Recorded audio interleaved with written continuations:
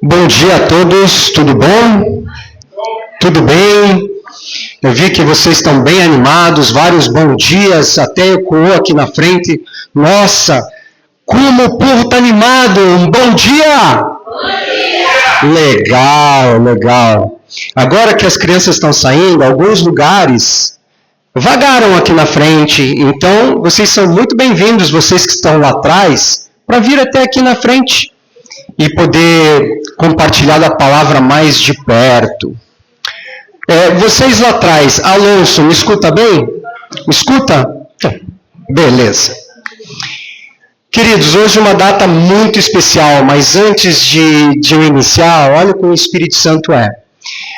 Há muito tempo eu venho sido perguntado, o Brasil vem sido perguntado sobre dízimo e oferta na igreja.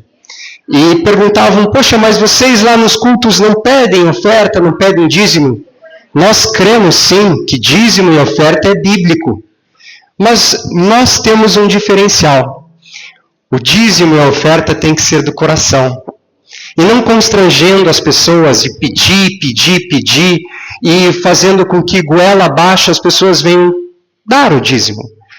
Então, o dízimo está aqui para quem sentir no coração de ajudar na obra do Senhor. Nós temos muitos gastos, mas quem sentir no coração, procure o Pastor Brasil, procure a liderança, me procure, e a gente vai dar o Pix para você contribuir. Mas isso é apenas uma palavra do Senhor, perto das tantas abundâncias e prosperidades que Ele tem para nós. Então não se constranjam, se vocês sentirem no coração de ajudar a igreja com oferta e dízimo, procure a liderança e a gente vai orientar vocês. É bíblico, é prosperidade e é bênção. Hoje é uma data especial, principalmente para a minha vida. Porque hoje, dia 13 de outubro de 2001, eu estava me casando com a minha consorte, a Rafaele. Há 23 anos atrás, nós estávamos dizendo sim um para o outro. E essa semana, caminhando com ela, eu falei, se tem uma das coisas que eu faria novamente nessa vida, era casar contigo. E eu lembro que o Gabriel olhou para mim e falou, e eu, pai, você não queria me ter? Eu falei, filho, você é a consequência da nossa relação. Foram tempos de muitas lutas, nós tivemos 2 gestações que não deram certo, foram expectativas, choros. Mas eu quero rapidamente, antes de iniciar a palavra, contar o que foi esse 13 de outubro de 2001. Alguns já sabem, mas um rápido testemunho foi o seguinte. Acordei naquela manhã, fiz minha devocional, agradeci a Deus pelo privilégio de estar me casando e fui levar flores para minha mulher, que estava fazendo lá o dia de noivas. Eu coloquei meu carro em cima da calçada e fui levar um buquê de flores. Mas antes de eu sair do carro, a minha janela estava aberta e tinha esse pessoal da prefeitura cortando grama. E naquela época eles não usavam aquela tela para proteger sobre os respingos. Então eu senti assim um vulto de uma pedra fazendo um barulho assim na minha frente. E a pedra pegou o vidro do passageiro e estilhaçou o vidro na hora. Pá!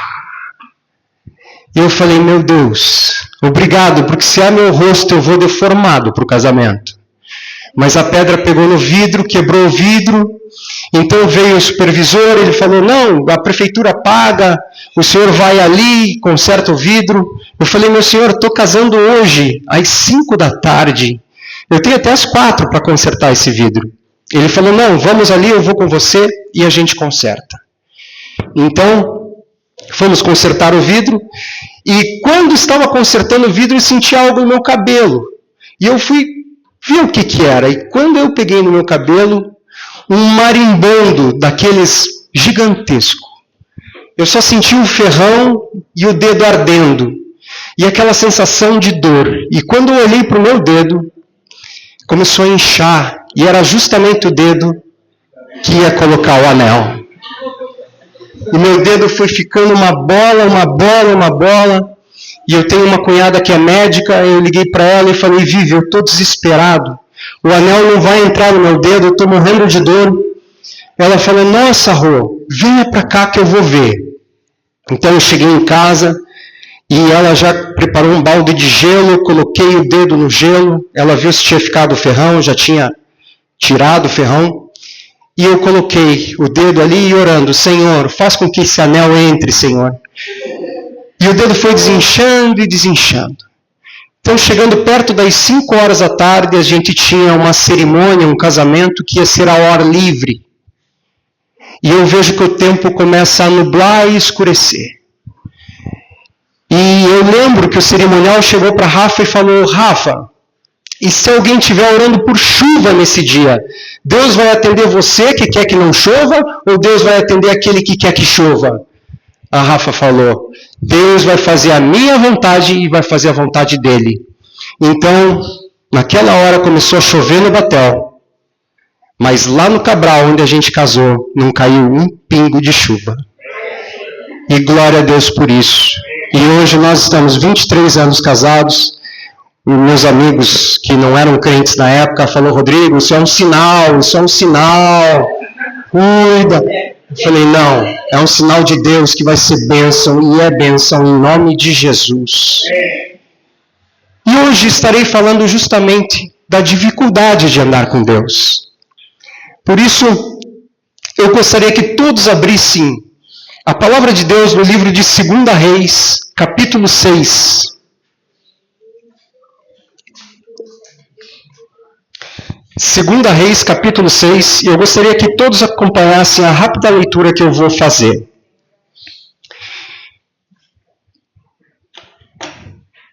Os discípulos dos profetas disseram a Eliseu, como vês o lugar onde nos reunimos contigo é pequeno demais para nós.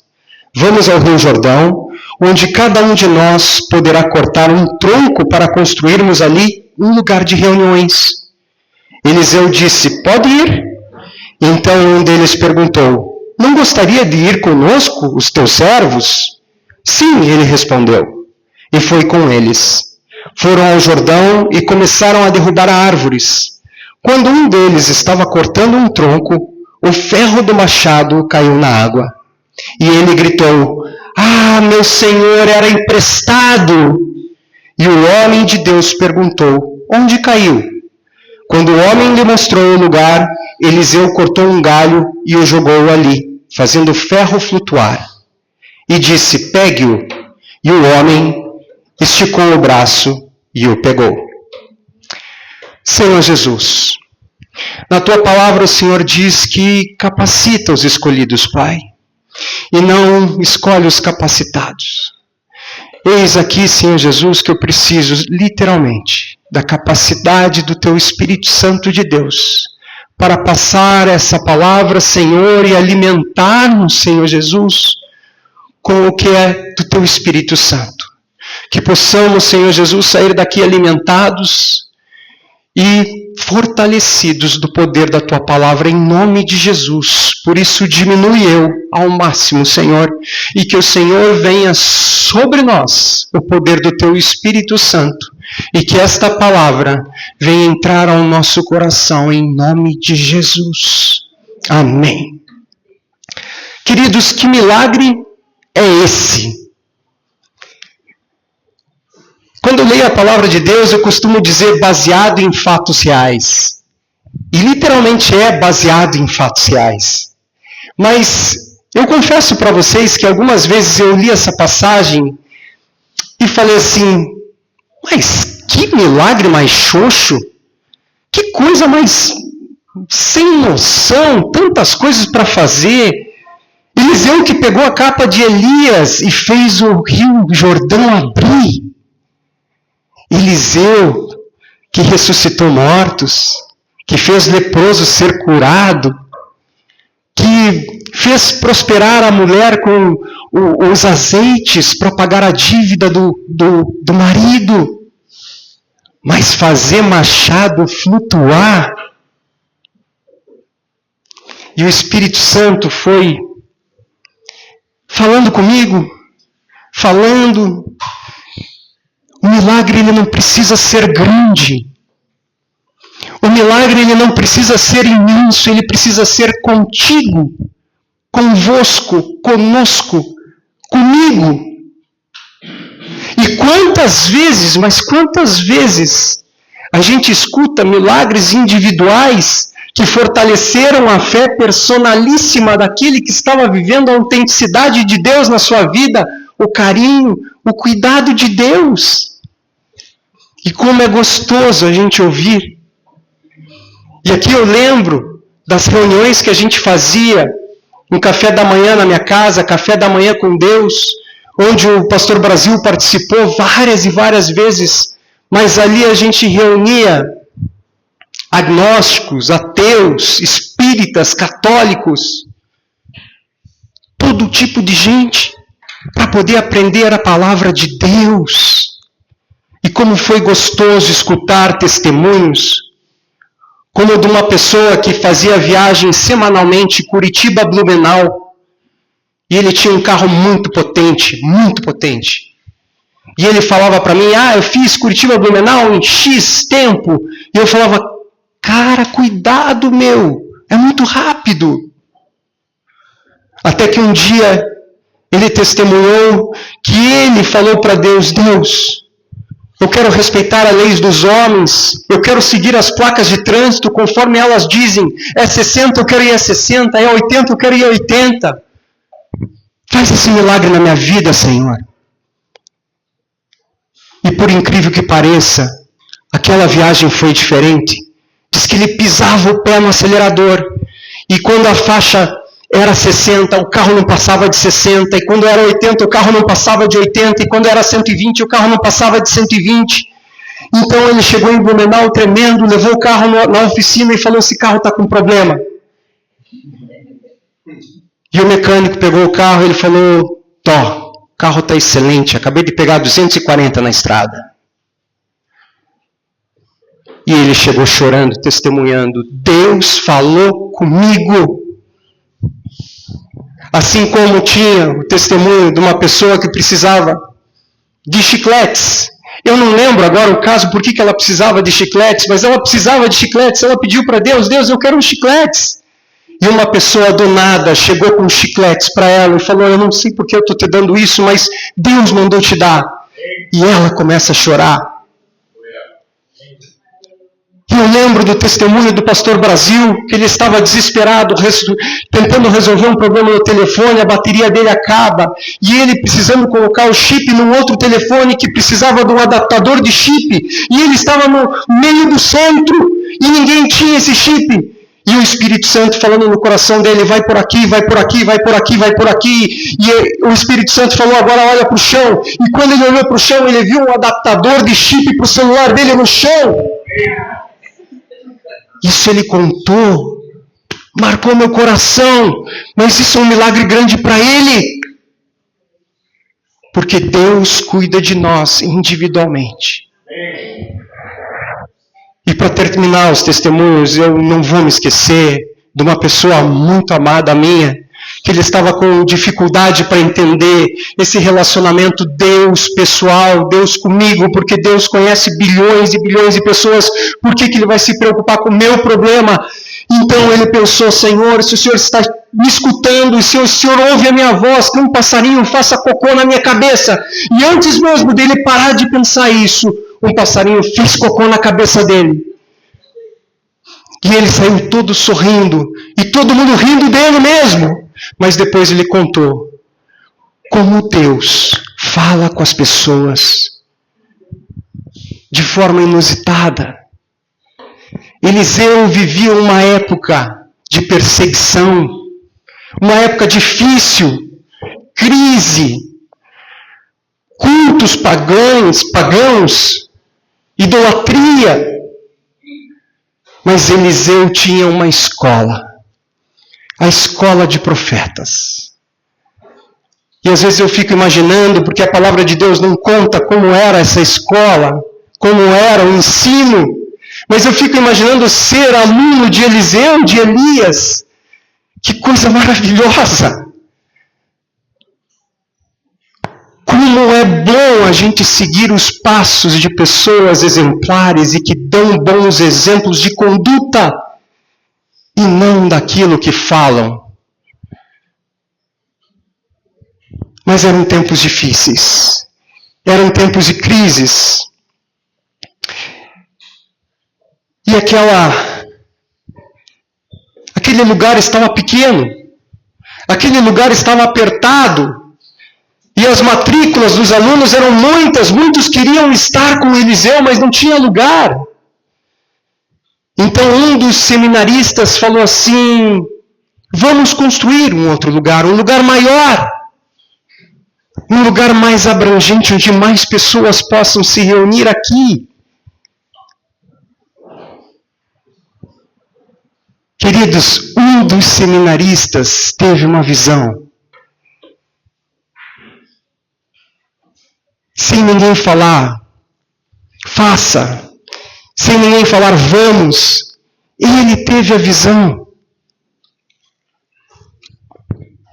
E a igreja precisa muito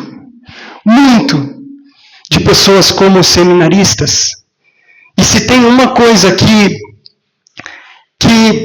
o Espírito Santo de Deus, que Deus, e que aqui em púlpito eu tenho que falar, é que nós temos uma equipe pastoral, uma liderança, pessoas que literalmente pensam como esse seminarista, e por isso nós estamos aqui sendo abençoados.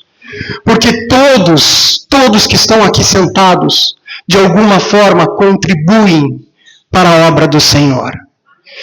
E aqui eu quero citar alguns casos, e não vou generalizar, mas vou personalizar alguns casos que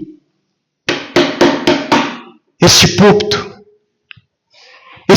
lindo, maravilhoso, um dia foi feito por alguém. E eu lembro que um domingo, um carro estacionou aqui.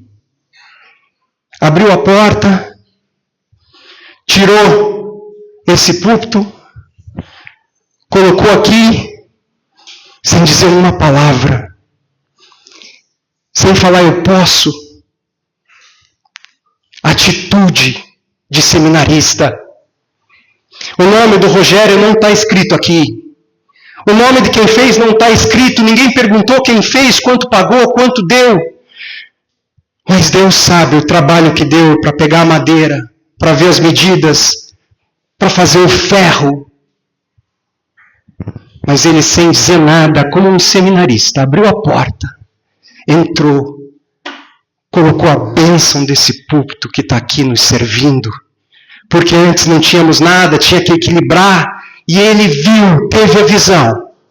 Assim como ele vê muitas outras coisas, e Rogério, não é você, é Deus. E quando a gente olha para a cozinha, a gente vê a cozinha sendo feita. A gente lembra do Aguinaldo, muito para criticar também, mas para elogiar, porque a gente lembra que a cozinha está sendo feita. Que a luz que a gente tem hoje é graças a Ele. Graças a Deus, porque usa Ele. Mas eu lembro que faltava espaço para colocar as coisas que a Regina se dispôs também a doar de forma voluntária. Todo o equipamento, tudo que tinha no cartório e não tinha lugar para caber aqui. O que o Aguinaldo, o Lucas, o Andrei, o Tiago, o Cauã, o que eles fizeram?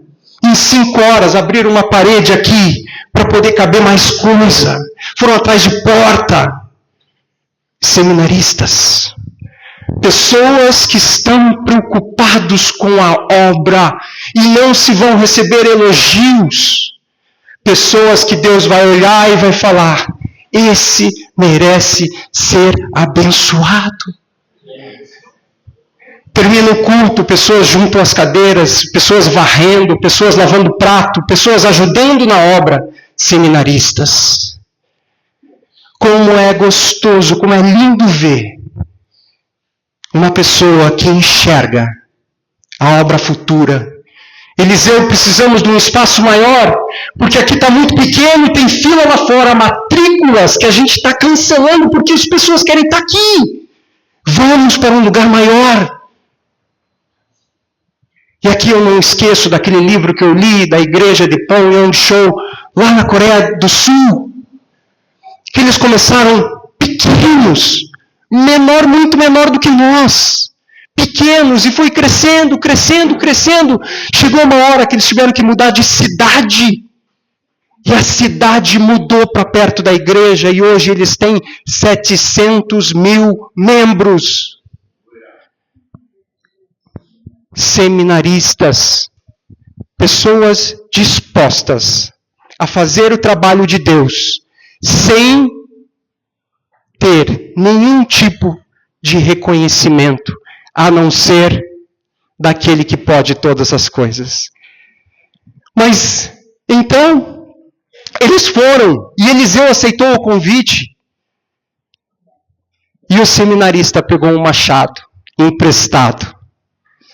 Machado que estava frouxo, que estava sem apertar. E muitas vezes a gente vem no culto sem aperto. Muitas vezes as pessoas chegam para mim, Rodrigo, pastor, eu estou namorando. Eu estou namorando uma menina, mas a menina não é da igreja, ela não gosta de vir aqui, ela não vem na igreja. Meu querido, teu machado precisa ser apertado. Porque pode ser que você vá cortar uma árvore e esse machado vá cair no lago, vá cair no Rio Jordão. Olhe para dentro de cada um de nós, aonde o nosso machado deve ser apertado. Mas a maior lição desse texto, a maior lição desse texto é o que vem a seguir, que quer dizer o seguinte: mesmo fazendo a obra do Senhor, mesmo fazendo a vontade de Deus, isso não nos priva de termos dificuldades, de termos lutas, de passarmos por momentos difíceis. E como é difícil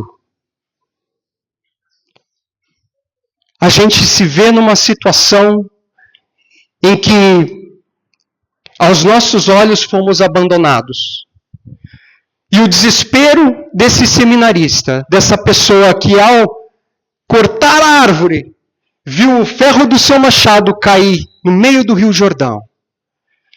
E naquela época o ferro era muito caro.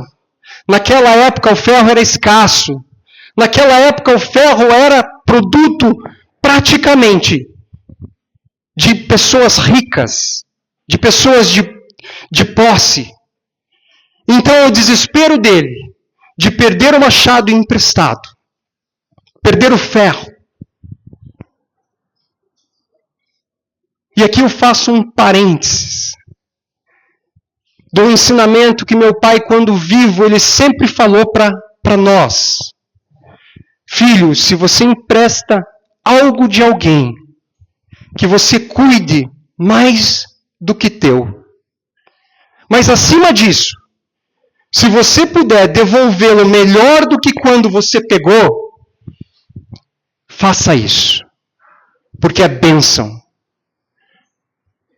E não foi só na oratória que meu pai fez isso. E não quero aqui, de forma nenhuma, constranger ou vangloriar, mas eu lembro que papai emprestou uma vez uma casa de veraneio.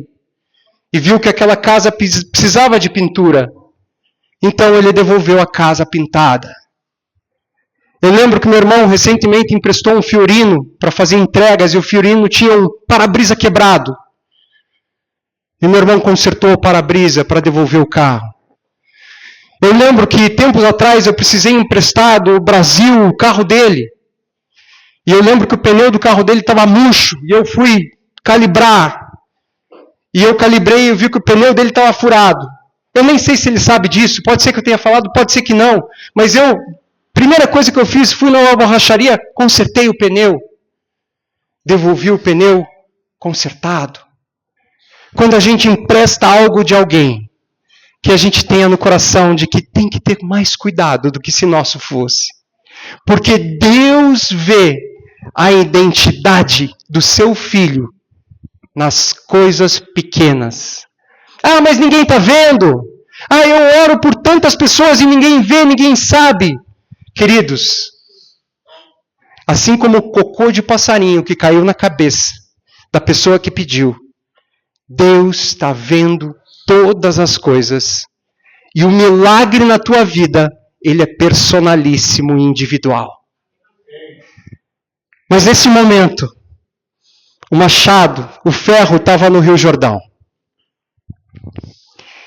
Então, Eliseu pegou um pedaço de pau que não era ímã, eu acho que nem existia ímã naquela época, jogou no lago e fez flutuar. O ferro flutuou. Eu fico imaginando o alívio daquela pessoa de, nossa, que bom, eu não vou ter que pagar. Mas pegou o ferro e eu tenho certeza absoluta que ele fez o acerto que tinha que ser feito. Que ele fez o aperto que literalmente tinha que ter sido apertado. E quando a gente fala que a gente fazendo a obra de Deus, a obra do Senhor, a gente não está privado das lutas. Por diversas vezes na palavra de Deus, a gente encontra lutas e às vezes até brigas. E aqui eu posso falar de Elias e Eliseu. O Eliseu, quando ele chegou para Elias e falou: Elias, eu quero ter o teu dom de profecia, eu quero receber isso de ti. E Elias fala para Eliseu: então se prepara, meu amigo, porque daqui a pouco você vai ficar sozinho. E as lutas vão vir. E quando Pedro briga com Paulo briga com Pedro e admoesta um. Está escrito lá no livro de Gálatas. E quando Paulo briga com Barnabé, lá no livro de Atos, são situações bíblicas, baseados em fatos reais, que todos estavam fazendo a obra de Deus, mas estavam, infelizmente, com lutas, com situações adversas. E como que a gente termina isso? A vitória. A vitória é certa. Por quê? Porque lá no livro de João 14:12, Jesus fala assim: muitos, em meu nome, farão milagres ainda maiores do que eu fiz. Por isso, em nome do Senhor Jesus Cristo, nós temos a certeza de que mesmo com lutas, mesmo com adversidades, nós temos a certeza que o machado vai sim flutuar. E a gente vai ver, vai poder consertar e vai poder ter a certeza de que Jesus é conosco, mesmo diante das lutas.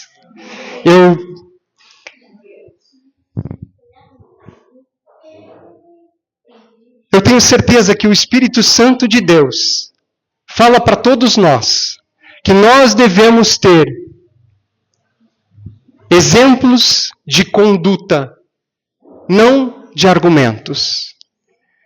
Porque todas as nossas atitudes, e aqui eu coloco Eliseu, quando fez com que o machado flutuasse, ele não tinha obrigação de fazer. Mas a identidade dele estava ali. Deixa eu ser exemplo de conduta. E eu quero desafiar vocês aqui. Vocês já fizeram o bem hoje? Quem vocês ajudaram hoje? Eu quero desafiar vocês a pensar em quem vocês podem ajudar essa semana, que precisem da identidade de vocês, que precisem do bom exemplo de vocês. Essa semana eu estava reunido com o Brasil, e o Brasil emocionado falou que ele recebeu um telefonema de um cara que não é nada íntimo dele. Mas o cara falou: Brasil, você lá no passado me falou uma coisa que mudou a minha vida. E por tua causa, hoje, eu leio a Bíblia. Eu sigo os passos do Senhor. E eu tento ser o melhor possível. E o Brasil, eu nem lembro desse cara. Jesus, Ele está na nossa identidade. E a nossa identidade, ela pode sim fazer o bem ou fazer o mal. Mas o bem que a gente faz, a chancela do Espírito Santo de Deus, nunca mais sai de uma marca boa. Eu lembro que eu tinha uma grande empresa onde tinha muitos funcionários e um cliente veio me reclamar de um funcionário. Então eu esperei acabar o expediente e chamei o funcionário na minha sala. E antes mesmo de eu iniciar a falar alguma coisa, essa pessoa veio cheio de argumentos, já sabendo de alguma coisa. E o argumento que ele usou foi o seguinte: eu sou espelho do cliente, o cliente foi mal comigo, eu sou mal com ele. Queridos, o argumento do fumante para o não fumante é não fume, faz mal. Mas o exemplo de conduta é a marca da identidade que a gente vai deixar na vida das pessoas. E eu quero quebrar um pouco o protocolo aqui. E eu vou chamar a equipe de louvor aqui na frente. Não sei se é a equipe ou a Rê, mas quem puder me ajudar. Porque eu já estava terminando praticamente o estudo essa semana da pregação, mas aconteceu algo na nossa vida que mexeu muito comigo, com a minha estrutura familiar. E eu pedi permissão para testemunhar isso com vocês, porque isso faz muito parte do final dessa pregação e mexe muito com o que a gente está falando, de fazer a obra, de mostrar a identidade e de Deus não vai nos privar de tribulações, mas Deus vai estar conosco nelas. Então minha esposa foi na sexta-feira pegar meu filho na escola. E lá na escola eles fizeram um lugar onde as pessoas podiam mandar bilhetinho para as outras. Agradecendo, elogiando, falando coisas boas das pessoas. E eu lembro que no decorrer da semana meu filho estava entusiasmado porque ele não tinha recebido cartinha nenhuma. E ele estava falando, não vem cartinha para mim, não vem cartinha para mim. E a minha esposa pegou ele na sexta-feira, ele estava chorando copiosamente. Porque na sexta-feira ele recebeu uma cartinha. Ele recebeu e ele veio tudo empolgado. Nossa, alguém lembrou de mim. Mas ele pegou a cartinha e quando ele começou a ler, a cartinha dizia assim: você é um idiota. Você não merecia ter nascido. Você não vale nada. Então, ele não sabia como reagir. Ele falou: mamãe, eu não presto, eu não sei por que eu estou aqui. Ninguém gosta de mim. E a Rafa foi me pedindo oração. E eu cheguei para ele e falei: filho, posso ter uma conversa com você? Você vai me escutar? Ele falou: vou. Eu falei: filho, tem algo muito, mas muito especial que o papai guarda sempre no coração dele, que eu vou falar para você e eu quero que você guarde no teu coração.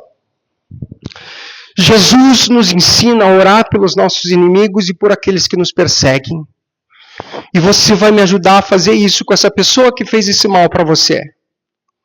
Porque essa identidade que a pessoa quer traumatizar no teu coração, ela não vai ficar. Mas certo dia, um menininho também chegou em casa, brabo, chorando, esperneando, brigando com seu pai, com a vida, porque disse que não queria mais ir para a escola, porque lá na escola aquele menino, ele era mau, ele era ruim, e ele queria que aquele menino morresse e ficasse doente. Então o pai pegou ele, foi até o porão da casa, pegou um saco de carvão, levou ele até o quintal da casa E lá estava estendido no varal uma camiseta branca. Aí o pai falou, desta distância aqui, filho, você vai olhar para aquela camiseta branca e vai pensar que é aquele menino. E toda a raiva, todo o mal, tudo aquilo que você quer de ruim, você vai jogar esse carvão e vai tentar acertar aquela camiseta. E você vai jogar toda a tua raiva ali. Quando você terminar, saco de carvão todinho, eu venho aqui falar com você. Então o menino gostou da brincadeira e foi pegando o carvão e foi jogando, ele arremessava, ele errava, ele arremessava, acertava, ele arremessava, errava. E no final, o pai veio com um espelho na frente dele e falou, filho, tá vendo aquela camiseta? Tem algumas manchas de carvão apenas. Não está toda suja. Mas olhe você como você está. Ele estava todo preto, chamuscado de carvão. Aparecia apenas o branco dos dentes. Então o pai dele falou, o mal que você tanto quer para ele, mais atinge você do que ele. Queridos, se o mundo apontar o dedo para vocês e dizer que vocês não têm valor, e dizer que vocês não valem nada, e se o mundo um dia escrever um bilhete para vocês e falar, você é um idiota, você não devia ter nascido, você vai falar, está repreendido em nome de Jesus. E é essa mensagem que eu quero deixar. A identidade. A identidade é de Deus. Os exemplos vêm de Deus. Os argumentos vêm do coração, mas muitas vezes são meras desculpas para a gente traumatizar e não sair do lugar e não fazer o bem que a gente tanto quer fazer. Eu queria que todos se colocassem de pé. E quem conhecer a letra dessa música, desse louvor, dessa adoração, que pudesse cantar conosco, louvar conosco, para que a gente pudesse colocar o Espírito Santo no nosso coração e que pudesse falar conosco. E depois eu vou orar, para a gente terminar com fortalecimento. Em nome de Jesus. E eu vou tentar ajudar no meu desafio vocês aqui bem longe do microfone.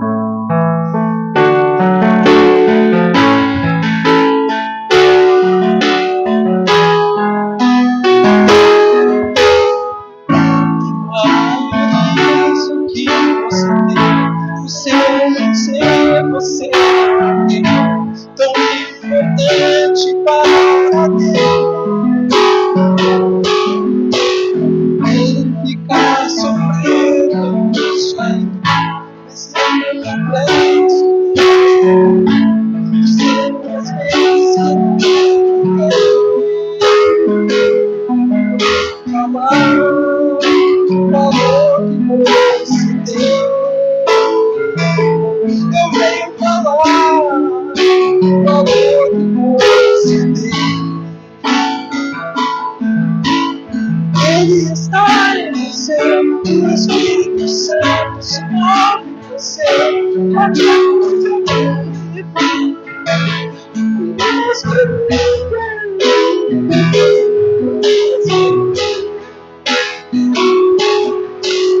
aí você pode então perceber por isso levante e cante, exalte ao Senhor. Você tem valor, o Espírito Santo se move em você. Você tem valor, meu irmão. Você tem valor porque Jesus te ama e o milagre que acontece na tua vida é personalíssimo. É teu, é individualmente teu. Ele conhece e sabe os teus passos.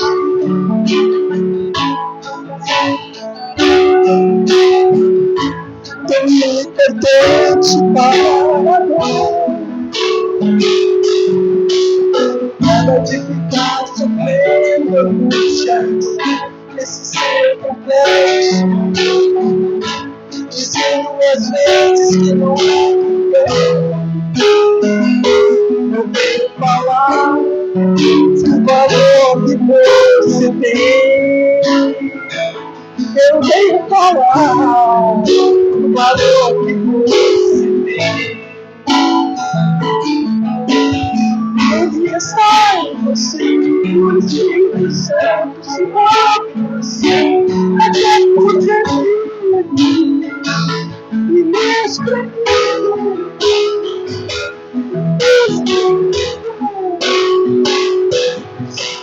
Aí você pode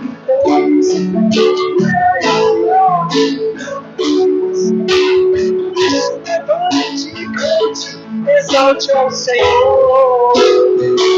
Você tem o amor, o Espírito Santo se move em você.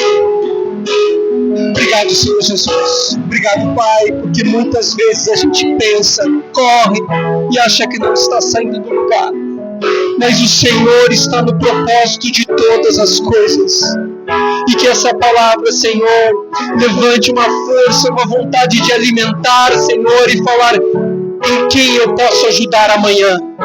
Quem eu posso ajudar e fazer a diferença da identidade, a diferença da atitude.